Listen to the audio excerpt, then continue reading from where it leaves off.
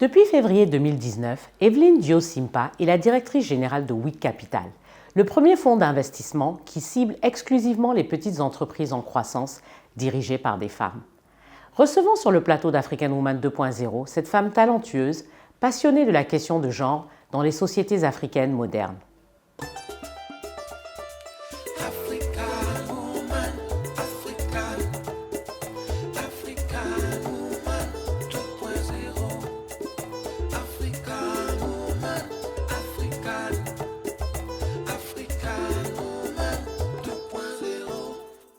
Evelyne Dio-Simpa est une professionnelle reconnue de l'investissement qui a rejoint WIC Capital en tant que directrice associée après quelques années passées au Fonds 6, le Fonds souverain du Sénégal, où elle était responsable de la gestion de plus de 100 millions d'euros de transactions dans plusieurs secteurs, notamment l'industrie, l'énergie et l'agriculture. À la tête de WIC Capital, un fonds axé sur le genre qui investit dans les petites et moyennes entreprises en développement en Afrique de l'Ouest, Evelyne a pour mission de libérer le plein potentiel des entreprises dirigées par des femmes, grâce à des financements, une assistance technique adaptée et la création de réseaux d'entreprises. Ces preuves lui ont valu plusieurs reconnaissances, dont celle d'être sélectionnée dans la liste 2023 de Private Equity International Future 40, recevant le prix de Outstanding Individual Achievement of the Year lors des Africa Impact Investment Awards. Bonjour Evelyne. Bonjour Aïssata. Merci d'être avec nous aujourd'hui sur le plateau d'African Woman 2.0. C'est un plaisir de te recevoir. Le plaisir est pour moi et l'honneur. Merci. Evelyne, donc bienvenue aussi en Côte d'Ivoire. Bon, je sais que tu as l'habitude de venir, mais là tu es venue pour le travail, pour justement le travail, le WIC, n'est-ce pas, le Women Investment Club. Oui. Donc, explique-nous, qu'est-ce que c'est le Women Investment Club? Alors, le WIC, c'est un club d'investissement, comme le nom l'indique. L'histoire du WIC a commencé au Sénégal en 2016. Donc, c'est un groupe de femmes qui sont mises ensemble pour apporter une réponse concrète aux problématiques des femmes entrepreneurs. Donc, le WIC Sénégal s'est créé en 2016 et en 2018, nos sœurs de la Côte d'Ivoire nous ont rejoints. Et aujourd'hui, on a un fonds d'investissement qui s'appelle WIC Capital, que je gère, qui investit au Sénégal et en Côte d'Ivoire avec l'appui des membres du WIC. D'accord. Donc, en fait, je résume. Donc, il y a WIC Sénégal et puis il y a WIC Côte d'Ivoire. C'est créé par la suite. Et donc, maintenant, vous avez créé un fonds d'investissement qui s'appelle WIC Capital et qui est financé par... Initialement financé par les membres du WIC. Les membres du WIC, d'accord. Donc, le club, en fait, ce sont des investisseurs. Exactement. En fait. Voilà, et après, on a leveragé cet apport de capital local pour aller chercher du capital institutionnel, local et international. D'accord. Auprès de qui on peut demander? Alors, on a un premier fonds qui est de 5 millions d'euros, sur lequel on a eu du capital de structure d'assurance, comme Senu Assurance. Au Sénégal, on a des acteurs internationaux comme USAID, FMO, la Banque de développement néerlandaise, le gouvernement néerlandais qui est en train de déployer un programme de création d'emplois. Et donc voilà, on est allé chercher l'argent de façon assez créative sur ce premier véhicule qui est un véhicule local, qui est en fin de vie. On est en train de préparer nos derniers deals qui seront des investissements en Côte d'Ivoire. Et on est en train de mobiliser un deuxième fonds de 30 millions d'euros qui sera réparti entre le Sénégal et la Côte d'Ivoire. Et là, c'est un fonds plus institutionnel. Il sera structuré en île Maurice, sur une structure beaucoup plus classique que ce qu'on a fait avec le premier fonds.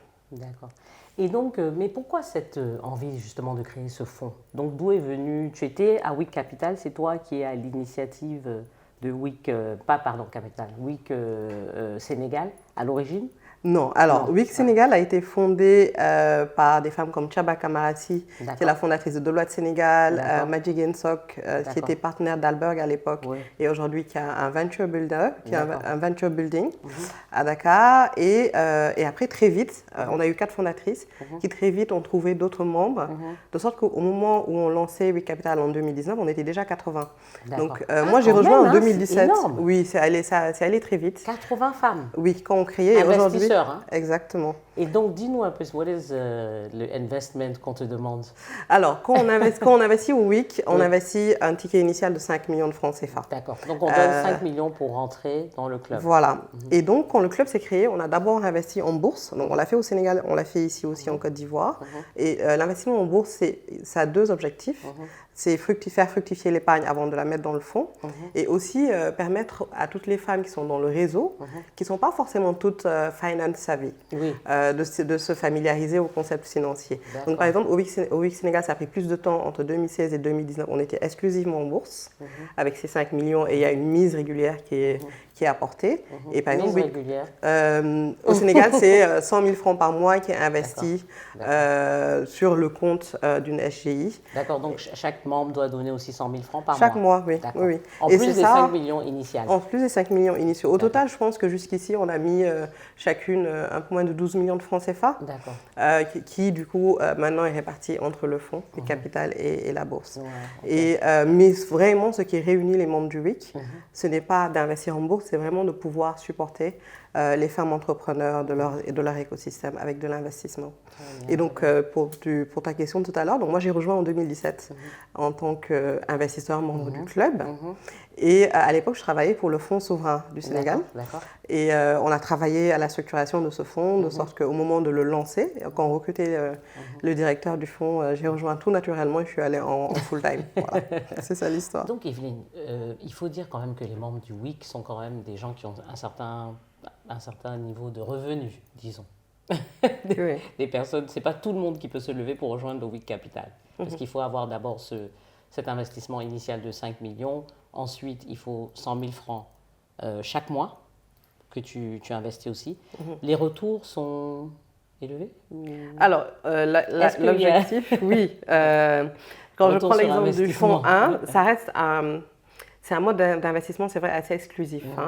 Et d'ailleurs, dans d'autres géographies, c'est réservé vraiment à ce qu'on appelle les high net worth individuals.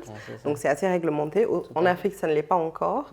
Mais l'investissement en capital, c'est de l'investissement qui peut être perdu. Il faut en être conscient. Quand on décide d'aller investir dans une entreprise privée, et surtout une petite entreprise dans notre cas, il faut être conscient du type de risque qu'on prend. Et c'est ça qui est beau aussi dans l'aventure, c'est que c'est les femmes qui, effectivement, décident de faire quelque chose de concret à partir de leur position de privilège. Elles auraient pu acheter un énième sac à main, un énième voyage, etc. Mais c'est de l'argent qui est investi dans un secteur productif. Parce que ça aurait aussi pu être du real estate, de l'immobilier. Et donc cet argent-là, il est dans un fonds. Donc le fonds, ça permet aussi de diversifier l'investissement. C'est-à-dire au lieu... On est en Afrique, on a tout le temps beaucoup de sollicitations. Au lieu de donner 5 millions directs à un business et d'être concentré, on met ce 5 millions dans un fonds qui va lui-même investir peut-être dans une dizaine d'entreprises, vingtaine d'entreprises. Donc le risque est réparti là. Dans cette vingtaine d'entreprises, il y en aura quelques-unes qui vont disparaître. C'est la réalité.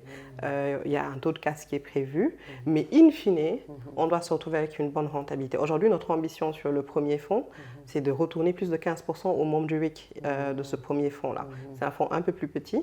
Sur le deuxième fonds, on part sur un objectif de TRI qui est un rendement interne d'environ 12%, en prenant en compte un taux de casse, encore une fois, anticipé assez élevé, parce qu'il faut être très réaliste, on est sur des écosystèmes naissants. Voilà, c'est extrêmement difficile aujourd'hui de gérer un business quand on est entrepreneur. Absolument, absolument. Et donc, comment se fait cette sélection justement d'entrepreneurs, d'entreprises où vous investissez? Comment vous sélectionnez les entreprises? Alors, on a un processus d'investissement très classique de fonds. Donc, ça va du screening initial, de la qualification initiale sur la base de nos critères. Nos critères, c'est le potentiel de rentabilité, le potentiel de croissance, l'impact aussi. On regarde des entreprises qui sont inclusives sur leur chaîne de valeur, etc. Le critère de base pour nous, c'est le genre, le leadership féminin, une entreprise détenue par une femme ou gérée par des femmes. Donc, une fois qu'on a fait... Alors, on pourrait alors, la réalité, c'est qu'avec nos critères, on pourrait faire des hommes s'ils ont une équipe managériale majoritairement féminine. Parce que pour nous, c'est important de pousser des entreprises qui ont des femmes à leur tête. Et en plus, non seulement ça, on ne le fait pas seulement pour des raisons de féminisme ou parce que c'est bien, c'est parce qu'il y a aussi beaucoup de données qui montrent que c'est des entreprises qui ont potentiellement une rentabilité plus élevée. Voilà. Que celles détenues par les hommes. Voilà, à la fin de la journée, responsables. À la fin de la journée, on est un investisseur, donc on cherche aussi à gagner de l'argent. On cherche de l'alpha. Et donc une fois qu'on a fait ce premier tri, on a une phase qu'on appelle l'analyse préliminaire, qui est une analyse. En fait, ça nous permet juste de comprendre le modèle d'affaires en profondeur. On va sur le terrain. Par exemple, cette semaine, je suis à Abidjan parce que je suis allée sur le terrain de plusieurs entreprises. Voir les opérations, etc. Et tu as trouvé des entreprises on a un pipeline extrêmement intéressant qui grandit de plus en plus. Et aussi avec l'appui de l'équipe du WIC Côte d'Ivoire local. Donc plus le WIC est fort en local, plus le fonds aussi a le potentiel de faire de beaux investissements. Tout à fait. Et voilà. Et à la suite du process, on sélectionne les entreprises qui ont vraiment un fort potentiel par leur modèle d'affaires en soi, mais aussi par l'entrepreneur et l'équipe que l'entrepreneur met en place. L'exécution est clé. Il n'y a pas d'idée originale en réalité. Il n'y a pas de modèle d'affaires si original que ça. Tout est dans l'exécution. La rentabilité, elle est réalisée grâce à l'équipe que l'entrepreneur a mise en place. Donc ça, c'est clé dans notre décision. Et est-ce que vous faites des startups? C'est-à-dire, est-ce que vous injectez de l'argent dans une entreprise qui n'a encore rien fait, qui a juste l'idée et qui attend un financement pour démarrer? Alors, non. Non, je vais en décevoir beaucoup. Au moins un an d'existence. Au moins un an d'existence. Au moins un an d'existence. Oui, donc ça reste très early, mais ça permet au moins de montrer ce que l'entrepreneur, ce que l'entreprise a pu réaliser. Et après, notre ambition, c'est vraiment de pouvoir prendre une entreprise qui a peut-être démarré après un an, qui fait peut-être 50 millions, 60 millions, et de pouvoir l'amener à 600 millions en 2 ans, 1 million d'euros à peu près. Donc c'est vraiment ça. Donc on a déçu certains, mais c'est pas mauvais de savoir à quoi s'attendre. Oui, mais après, et si je peux, juste pour permettre aux entrepreneurs de comprendre aussi ce choix-là, c'est que sur le marché, il y a aussi plusieurs types d'investisseurs. Il y a des investisseurs qui font qui prennent ce type de risque à l'idée. Quand on est sur la ligne tech, il y a des gens qui font du pré-seed, ce qu'on appelle du pré-seed. Donc avant même que l'entreprise ait généré des revenus pour aider l'entrepreneur à dans le cadre des business qu'on cible, le meilleur moyen de se financer au début, c'est les proches. Ce qu'on appelle les friends and family and fools. Voilà. Parce que sinon, c'est extrêmement risqué de financer juste sur cette base. Et nous, vu le type de fonds qu'on a, on a quand même des investisseurs privés qui attendent un retour sur leur investissement. Donc, voilà, non, mais bon, et puis on dit souvent aussi que, en général, quand même, on veut que l'entrepreneur ait montré qu'il a un peu investi de son propre argent. Exactement. Parce qu'il croit en son projet lui-même déjà. Parce que si lui-même, il ne croit pas en son projet, il y a des risques que vous n'y croyez pas non plus. Donc, je pense que c'est aussi important de préciser ça. Donc, mais vous êtes seulement au Sénégal et en Côte d'Ivoire avec des projets d'expansion dans la sous-région ou... Alors, pourquoi on est pour le moment qu'au Sénégal et en Côte d'Ivoire? La force du fonds, c'est le réseau WIC. On s'appuie beaucoup sur cette expertise qu'on a dans le réseau. Juste pour rappel, le WIC, c'est des femmes qui ont 20 ans, 25 ans d'expérience, qui sont brillantes, qui sont chefs d'entreprise dans des secteurs variés. Et donc, c'est vraiment notre secret sauce, notre arme à destruction massive, je ne sais pas. et donc, par exemple, on les utilise dans la due diligence, on les utilise pour sourcer, identifier des entrepreneurs, on les utilise après l'investissement, pour l'ensemble des sociétés de notre portefeuille, on met en place un conseil d'administration. Donc, pour vraiment asseoir la gouvernance et permettre à ces entreprises de croître de façon solide. Et donc, c'est les membres du WIC qui vont nous représenter, nous, fonds, dans ces sociétés. Et donc, c'est pour ça que, même sur ce fonds 2 qui est un peu plus gros, on reste sur les 2 pays. On a aujourd'hui beaucoup de demandes d'autres pays africains et il y a tout un chantier en cours pour la réplication du modèle WIC. On a eu de la demande du Bénin, du Rwanda, RDC. Franchement, les gens voient le modèle et se disent pourquoi pas nous. Et je pense qu'effectivement, c'est un modèle à scaler par la réplication. Quand on est un fonds d'investissement et qu'on cible les PME dans nos pays, c'est forcément des tickets un peu petits. Donc, c'est difficile pour un fonds d'aller lever 200 millions et de les faire sur son cible. Voilà, mais il vaut mieux faire... Quels sont les montants des tickets, en fait, aussi après? Quels sont les montants justement des tickets? Alors nous, notre ticket maximum, c'est 1 million d'euros, 600 millions. C'est pas mal quand même. Donc c'est vraiment ce qu'on appelle le missing middle. C'est ces entreprises qui sont à un niveau intermédiaire, qui n'ont plus intérêt à emprunter au niveau de la microfinance, mais qui ne peuvent toujours pas non plus aller à la banque et qui ont besoin d'investir dans leur production pour passer à l'échelle. Et il est important d'avoir des tickets intentionnels, donc des tickets de cette taille. Dans le monde du private equity, c'est des tickets très petits, moins d'1 million. Mais pour nous, voilà. Ça allait à 1 million. Effectivement. Mais et le plus bas, c'est quoi? Le plus petit? Alors, 100 000. 100 000 euros. Okay, 100 000 euros. C'est le plus petit. Mais l'objectif pour nous, c'est de commencer avec des tickets de 200 000, 300 000. Après, c'est selon la cible. Et de pouvoir continuer à accompagner l'entreprise jusqu'à ce 1 million, ce ticket maximum qui est 1 million d'euros. D'accord, voilà. D'accord. Et donc, parle-nous un peu de toi. Parce que c'est important de savoir quelqu'un qui gère le WIC Capital. Qu'est-ce que tu as fait avant? Est-ce que tu es arrivé à cette aventure du WIC? Tu savais que tu voulais faire quelque chose comme ça? Oui. Tu as toujours été dans les finances? Oui, alors, la petite histoire, c'est que moi, en fait, j'ai fait des études de littérature. J'ai fait une classe préparatoire littéraire. Et après, j'ai intégré... Tu n'as même pas fait les maths, série C? Non, j'ai fait une prépa, j'ai fait une hypocagne au lycée Louis-le-Grand à Paris. Et après, j'ai intégré une école de commerce. Ah oui, bon, donc tu as fait une école de commerce. Oui, voilà. Et après, par le gré des stages, je suis tombée dans la finance un peu par hasard. J'ai fait un stage en contrôle de gestion, donc j'ai vu que ça me plaisait. Ce qui me plaisait dedans, c'est que la finance, en réalité, c'est pas que des chiffres, elle est au cœur d'activité. Donc quand on est financier, on comprend. Et donc, par exemple, mon stage de césure, c'était chez Alstom. Donc, je gérais le modèle d'un gros projet en Algérie. Mais il fallait que je comprenne comment les boilers fonctionnaient, comment une centrale, une centrale d'énergie fonctionnait. Il faut expliquer qui est Alstom. Hein, donc Alstom, maintenant, c'était un groupe de transport et d'énergie. Donc, ils faisaient... Et ils ont été rachetés, je pense, par General Electric entre-temps. Mais à l'époque, c'était un des fleurons de l'industrie française. Et donc, c'est comme ça que je découvre la finance. Je décide de faire ma dernière année dedans. Et puis, en fin d'année, je passe le concours de l'inspection générale du groupe Société Générale. Et donc, j'ai travaillé à l'inspection pendant 3-4 ans. Et ça m'a permis vraiment de découvrir le monde du financement. Et tout type de financement. Du financement... particulier, crédit consommation, au financement super structuré avec la banque d'investissement. Et je me dis, en fait, c'est un outil super puissant de développement, s'il est bien utilisé. Parce que quand on est du côté de la finance, on peut structurer de façon à ce qu'il y ait de l'impact derrière. Et c'est le moment aussi où, sur le plan personnel, j'avais vraiment envie de revenir en Afrique. Et j'ai eu la chance de rejoindre le fonds souverain qui se crée à l'époque, dont j'ai fait partie de cette équipe qui mettait en place le fonds souverain d'investissement sénégalais. Voilà.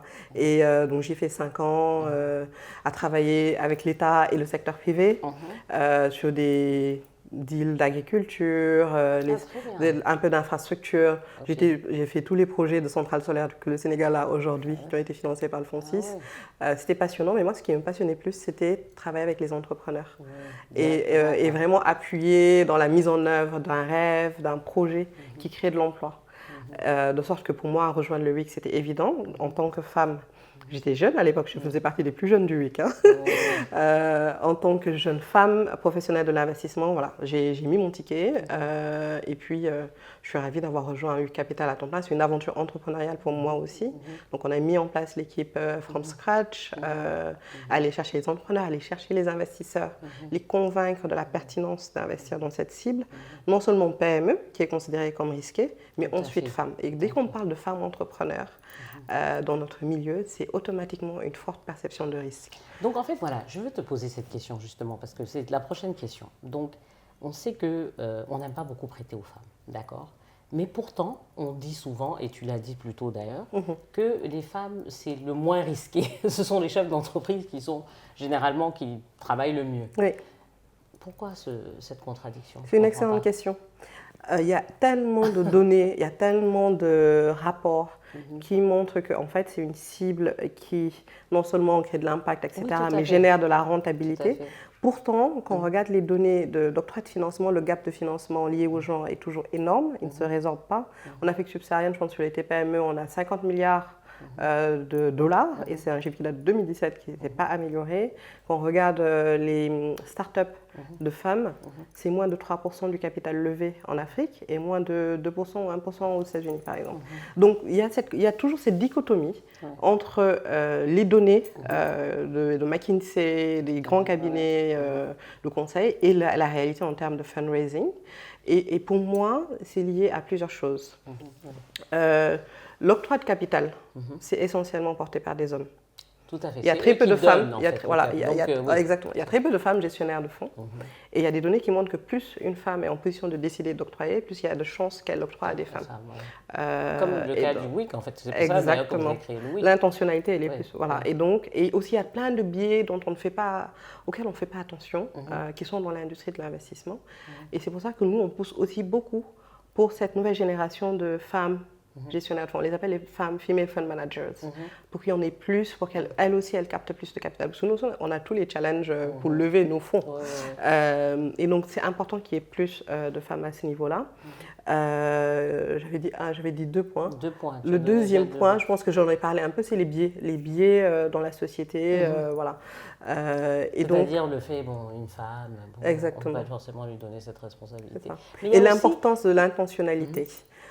Pour nous, par exemple, chez WIC, notre intentionnalité, elle est claire. On dit qu'on veut que 100% de notre portefeuille soit des entreprises portées par des femmes, d'une façon ou d'une autre.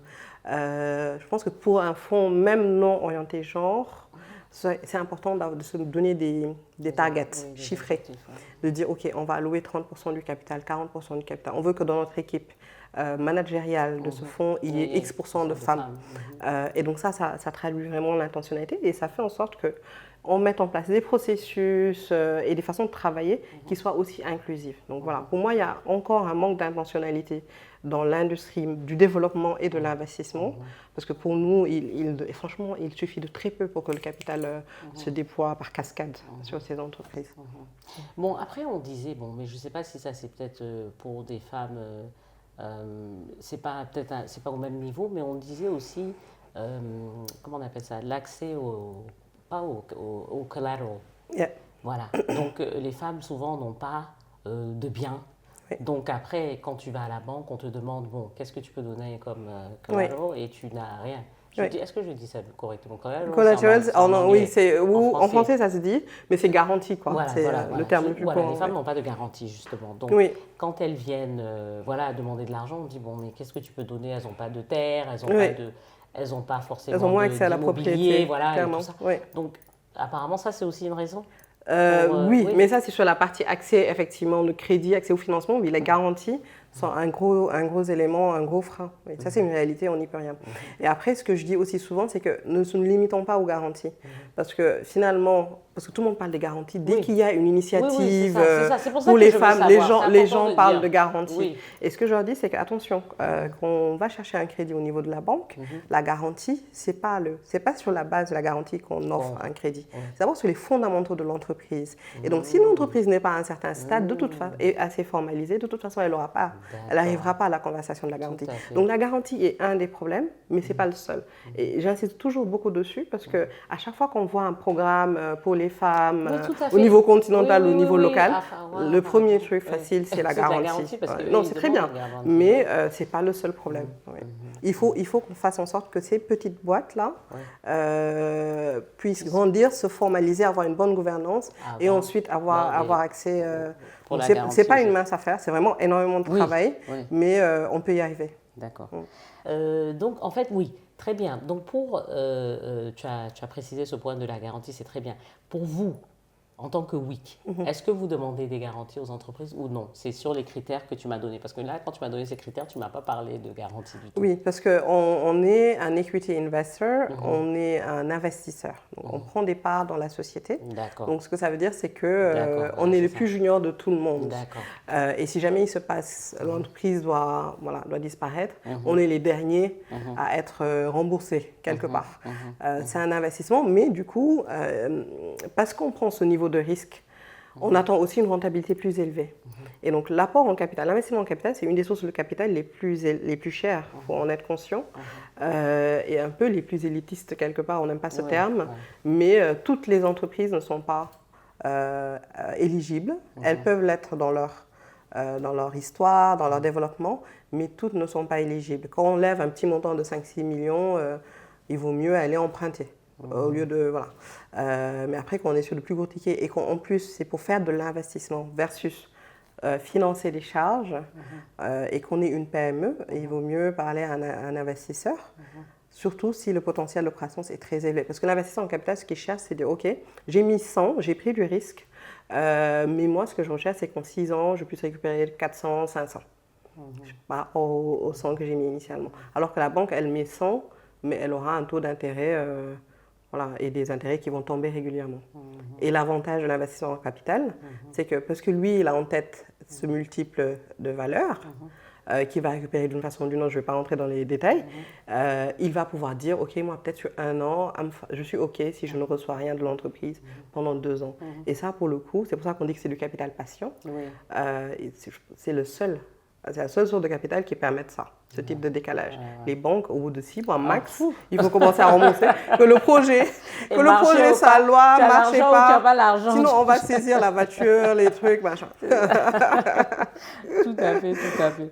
Donc, dis-moi un peu, quels sont, alors, depuis que vous avez commencé, donc le capital, vous l'avez lancé quand? Depuis 2019, c'est ça? 2020, on a commencé à investir en 2020. Ok, donc 2020, vous avez lancé le capital. Donc, est-ce que vous avez des petites success stories que vous pouvez partager un peu? Alors, au moins? Oui, alors, déjà de façon globale, au niveau du portefeuille, on a 7 entreprises dans lesquelles on a investi. Ah, très bien. On est en train de finaliser 2 autres et on espère au moins 3 d'ici mi-2024 en Côte d'Ivoire. Et ce qu'il faut noter, c'est que c'est des boîtes qui ont multiplié leur chiffre d'affaires par 5 en moyenne dans les 24 mois post-investissement. Donc, si elles étaient, voilà. Et ça, c'est une moyenne. Donc, c'est-à-dire qu'il y a des outliers, des gens qui font beaucoup plus que ça, et il y en a qui font moins. On a une belle entreprise qu'on aime beaucoup, enfin plusieurs qu'on aime beaucoup, mais celle-là, particulièrement parce qu'on a de l'impact sur la chaîne de valeur. C'est une chaîne de boulangerie à base de céréales locales qui, elle, a eu une belle croissance et en impactant. Elle a, par exemple, elle se fournit auprès des femmes transformatrices. Donc ça, c'est bien, parce qu'on ne peut pas investir dans les femmes transformatrices. C'est ça. On investit dans une PME qui se fournit auprès d'elles. Ensuite, elle est distribuée par une chaîne de femmes qui sont auto-entrepreneurs, qui sont formées par l'entreprise, qui, en plus de vendre le pain, ont des petits produits à côté qu'elles revendent, etc. Donc, nous, voilà, c'est vraiment ce type de business qu'on cherche, des entreprises qui sont scalables, c'est-à-dire qui peuvent se développer vite, mais en même temps cocher les cases impact. On en a une autre qui fait du recyclage de pneus, donc impact écologique extrêmement fort. Voilà. Impact, c'est devenu très important maintenant. C'est nécessaire, c'est nécessaire. C'est clé maintenant pour tous les investissements. Oui. Je pense qu'avant, on ne demandait pas trop impact, mais aujourd'hui, maintenant, il faut qu'il y ait un impact. C'est ça. Et nous, un élément d'impact qui compte aussi énormément pour nous, c'est la création d'emplois. Par exemple, une très belle entreprise qui crée 2 emplois, on ne va pas la financer. Il faut qu'on soit vraiment... Allez, en moyenne, nous, ce qu'on a vu, c'est qu'elles sont en mesure de créer 25 emplois. Et puis, il y en a qui créent beaucoup plus d'emplois, il y en a qui créent moins. On a une belle... Emploi direct ou indirect? Direct. Il faut que les emplois directs... Parce qu'indirect, on ne peut pas mesurer, c'est ça la réalité. Mais direct. Et on a une très belle boîte aussi qui est dans les services à la personne. Donc bien sûr, club de femmes, il fallait qu'on investisse dans un truc qui fournit des nounous, des femmes de ménage parce qu'on en a besoin pour travailler. Nous-mêmes, on en a besoin. Et ça, c'est extrêmement job intensive. Oui. Et du coup, c'est former des jeunes au service à la personne et puis les intégrer dans le marché du travail avec un salaire bien meilleur que ce qui est avec une certaine éthique aussi parce que maintenant, elles comprennent que c'est un emploi et que ce n'est pas juste un truc de transition. Exactement, c'est vraiment de la valorisation. Voilà, la perception est souvent pas bonne. Alors qu'à l'étranger, mais les femmes qui travaillent, mais il y en a qui gagnent des salaires très élevés.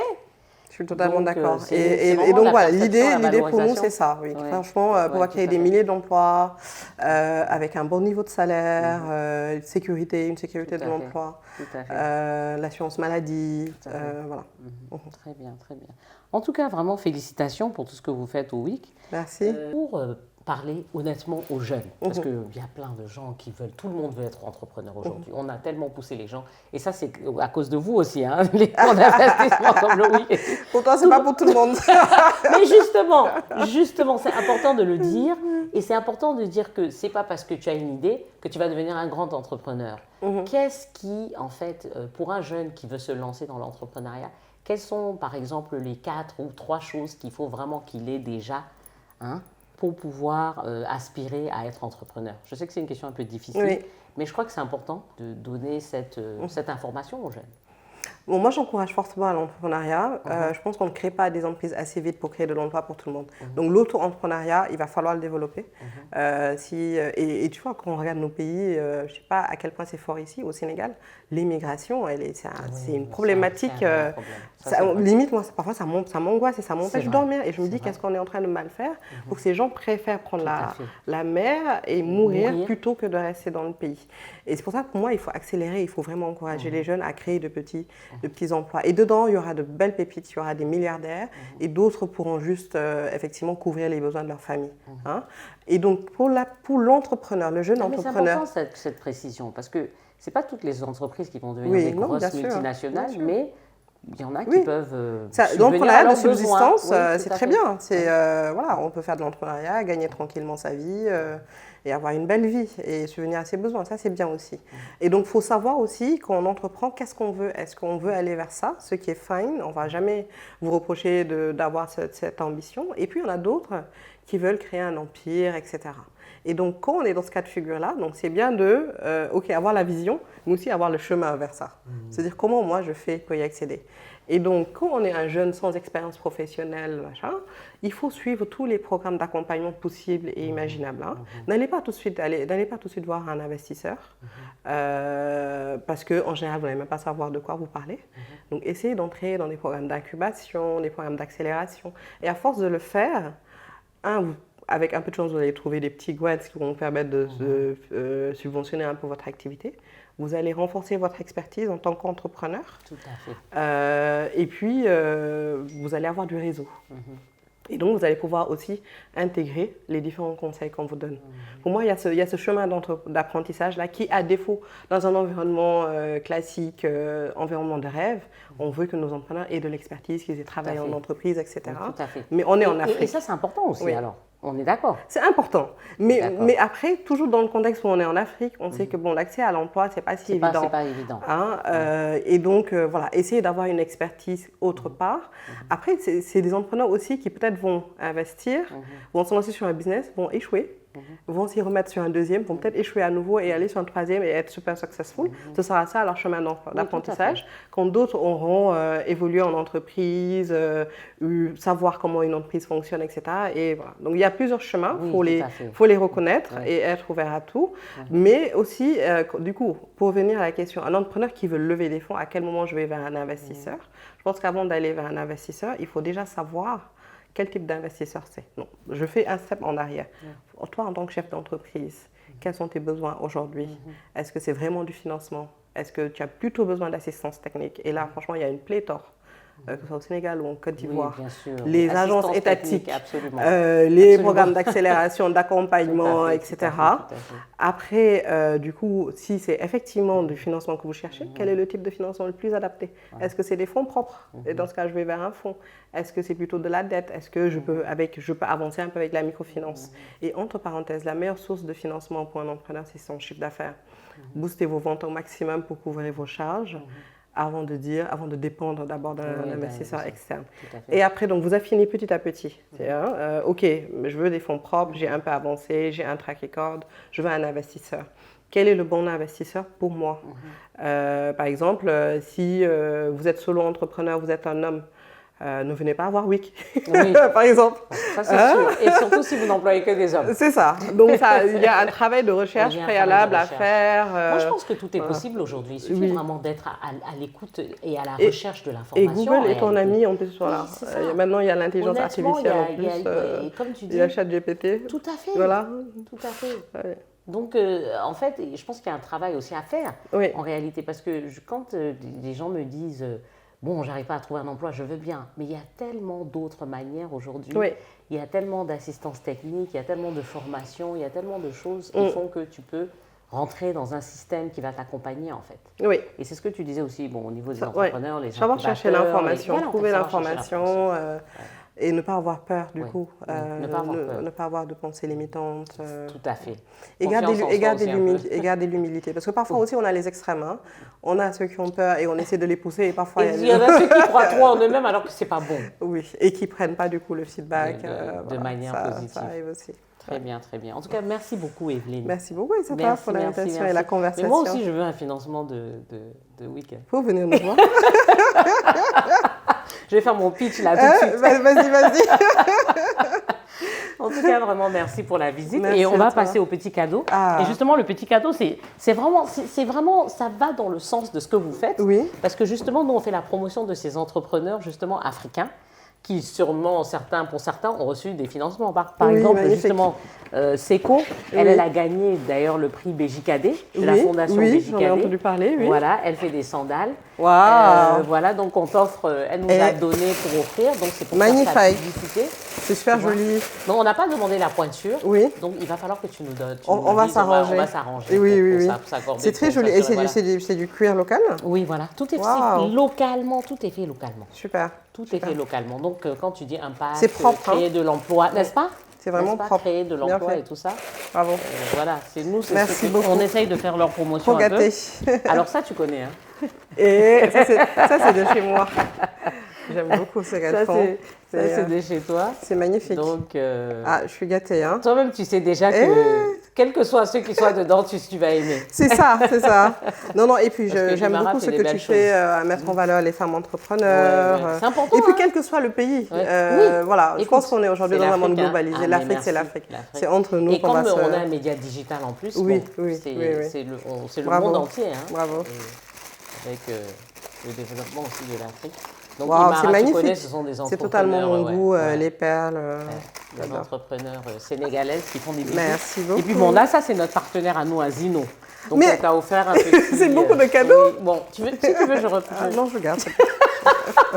J'aime tellement, c'est beaucoup de cadeaux, mais dès que tu veux repartir avec le cadeau, on dit non, c'est bon, je vais prendre ça. Donc, un dernier cadeau. Ça, c'est notre partenaire Zino. Hein. Oui. On fait confiance et avec qui on travaille depuis 3 ans maintenant. Tu peux ouvrir, c'est un parfum.